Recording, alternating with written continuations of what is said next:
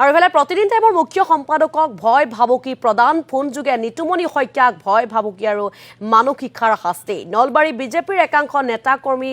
জড়িত হৈ আছে এনে কাণ্ডত লগতে মন্ত্ৰী জয়ন্ত মল্ল বৰুৱাৰ একাংশ অন্ধভক্তও লিপ্ত হৈছে এই কাৰ্যত আজি দিনৰ প্ৰায় 2 বজাৰ পৰা নিশা 8 বজা পৰ্যন্ত প্ৰতিদিন টাইমৰ মুখ্য সম্পাদক নিতুমণি শইকীয়াক বাৰম্বাৰ ফোন কৰি ব্যক্তিগত পৰ্যায়ত আক্ৰমণ অশালীন ভাষা প্ৰয়োগেৰে দাবী ধমকি আৰু ভয় ভাবুকি প্ৰদান এই সকলৰ ভিতৰত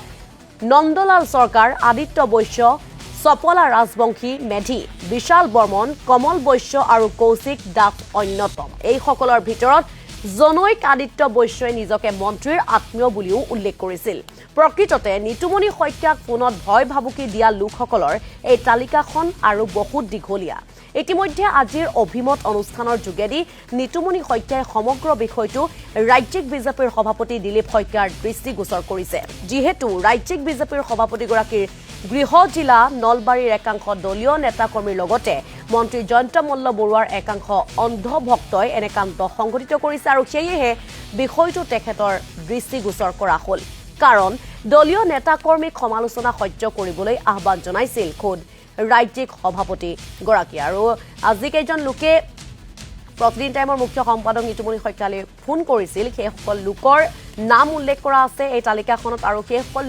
লোকৰ নাম্বাৰো উল্লেখ কৰা হৈছে আমি পুনৰবাৰ জনাব বিচাৰিছো এই মুহূৰ্তত এটা গুৰুত্বপূৰ্ণ খবৰ ইতিমধ্যে উল্লেখ কৰিছো যে প্ৰতিদিন টাইমৰ মুখ্য সম্পাদকক ভয় ভাবুকি প্ৰদান কৰা হৈছে ফোনযোগে নিতুমণি শইকীয়াক ভয় ভাবুকি আৰু মানসিক হাৰাশাস্তি কৰিছে নলবাৰী বিজেপিৰ একাংশ নেতা কৰ্মী এই কাণ্ডৰে জড়িত থকাৰ অভিযোগ উত্থাপন হৈছে আৰু লগতে মন্ত্ৰী জয়ন্ত মল্ল বৰুৱাৰ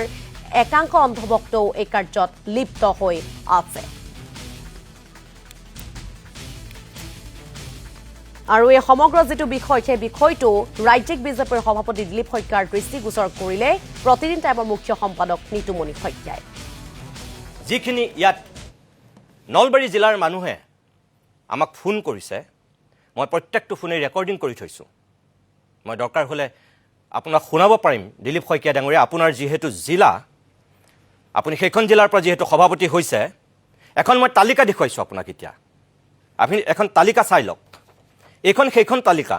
এইখিনি সেইখিনি নাম্বাৰ এইখিনি সেইখিনি মানুহৰ নাম যিখিনি মানুহে 2:12 পৰা এতিয়ালৈকে নন ষ্টপ ফোন কৰি এই টকছৰ আগলৈকে জয়ন্ত গোস্বামী সাক্ষী মোক কোনবিলাক কথা কৈ আক্ৰমণ কৰিছে কোনবিলাক কথা কোৱা হৈছে যিবিলাক কথা মই হয়তো শুনাব নোৱাৰিম আপোনালোকক ক'ব নোৱাৰিম এয়া বিজেপিৰ সংস্কাৰ নেকি এই মানুহবিলাকে যিবিলাক ভাষা কৈছে যিবিলাক শব্দ ব্যৱহাৰ কৰিছে যি ধৰণে তেওঁলোকে আক্ৰমণ কৰিছে দিলীপ শইকীয়া ডাঙৰীয়া আপোনাৰ জিলাৰ মানুহেয়া আৰু পূৰ্বতে কৈছো সেই সকল মানুহে নলবাৰীৰ সুনাম অৰ্জন কৰিছে নলবাৰীৰ মানুহৰ স্বাভিমান সেই পৰ্যায়ৰ নলবাৰীত আমি শিক্ষাৰ নগৰী বুলি বা নলবাৰীৰ যেটো জাতীয়তাবাদ যেটো জাতীয় চেতনা অসমীয়াত্ব আমি সেলুট জনাওঁ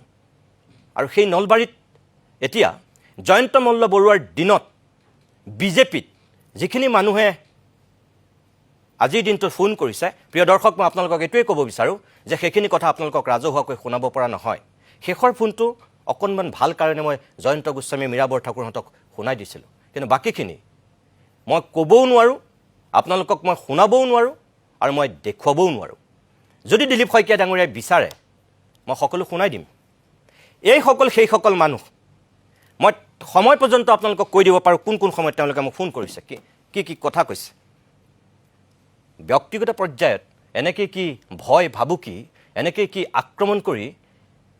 বিজেপিয়ে নতুন সংস্কাৰ আনিব বিচাৰিছে ব্যক্তিগত পৰ্যায়ত আমাক যি ধৰণে আক্ৰমণ কৰা হৈছে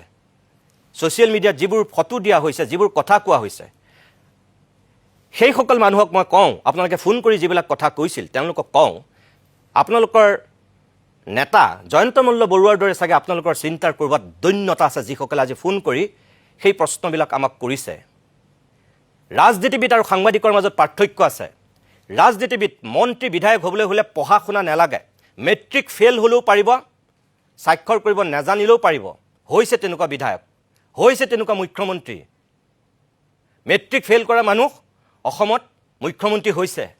কিন্তু আপোনালোকে জনাটো উচিত যে ৰাজনীতিবিদ আৰু সাংবাদিকৰ মাজত পাৰ্থক্য আছে। এজন মেট্ৰিক ফেইল কম্পাৰ্টমেণ্টেল পাছ কৰা এজন মানুহ মুখ্য সম্পাদক হ'ব নোৱাৰে। সেইখিনি ন্যূনতম জ্ঞান আপোনালোকৰ থকাৰ দৰকাৰ। কোনোবা MLA হ'ব পাৰে, অকল চহীটো কৰিলেই হ'ল, একো পঢ়িব নাজানে। মণিকুমাৰ চুব্বাই অকল স্বাক্ষৰ কৰি পেলাই অসম বিধানসভাত বহুতবাৰ প্ৰতিনিধিত্ব কৰিছে। মেট্ৰিক ফেইল কৰা মানুহ অসমত মুখ্যমন্ত্ৰী হৈছে, কিন্তু আজিলৈকে কোনো মুখ্য সম্পাদক হ'ব পৰা নাই। আপোনালোকে মনত ৰাখিব।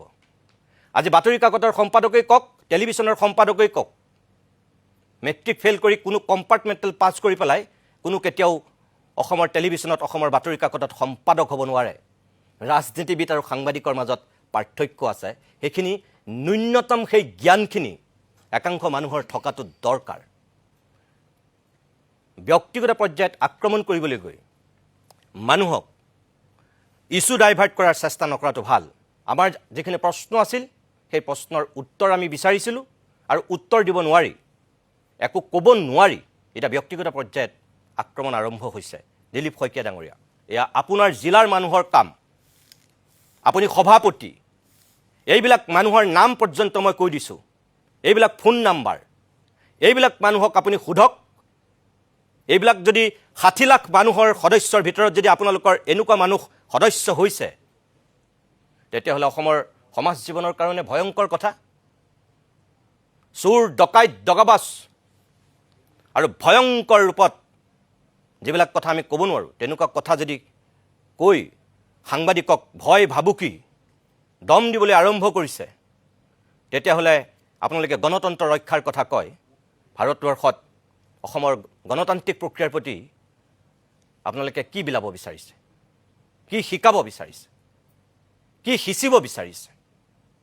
জয়ন্ত মল্ল বৰুৱাৰ এই যিসকল অন্ধভক্ত, তেখেতসকলক দিলীপ শইকীয়া মহোদয়ক মোৰ এইটোৱেই অনুৰোধ যে বিজেপিৰ ভৱিষ্যত আপোনালোকৰ ওপৰত নিৰ্ভৰ কৰে। এজন বা দুজন ব্যক্তিয়ে গোটেই দল যদি ধূলিচ্ছাত কৰিব বিচাৰিছে, তেনেহ'লে আপুনি কঠোৰ হাতেৰে সেয়া দমন কৰাৰ ব্যৱস্থা কৰক। আপোনাৰ প্ৰতি আমাৰ শ্ৰদ্ধা আছে, ভক্তি আছে। আপোনাৰ ব্যক্তিত্ব, আপোনাৰ কথা বতৰা, আপোনাৰ চাল চলন, আপোনাৰ আচৰণ, সকলোতে সেই বিজেপিৰ প্ৰকৃত সংস্কৃতি এতিয়াও বিদ্যমান। কিন্তু একাংশ মানুহৰ গাত কোনবিলাক গুণ আছে, কি দেখিবলৈ পাইছে অসমৰ মানুহে? নলবাৰীৰ সেই স্বাভিমানক যিসকলে কুঠাৰঘাত কৰিব বিচাৰিছে, যিমানেই প্ৰভাৱশালী প্ৰতিশীল ব্যক্তি নহওক কিয়, আমি বিৰোধিতা কৰিম। বাকীখিনি বিচাৰ আপোনালোকে কৰিব।